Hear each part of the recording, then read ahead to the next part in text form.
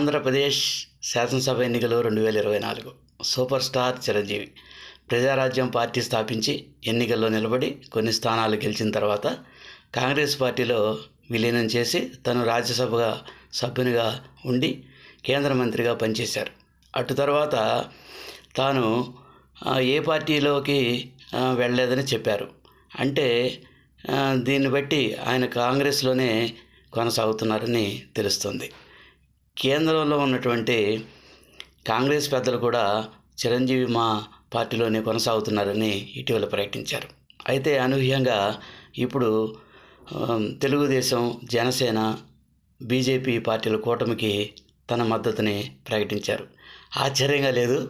ఆంధ్రప్రదేశ్లో ఇండియా కూటమి అంటే కాంగ్రెస్, సిపిఐ, సిపిఎం వాటికి మద్దతు తెలపకుండా ఈ కూటమికి తెలపటం అనేది $1000 ప్రశ్నగా మిగిలిపోతుంది.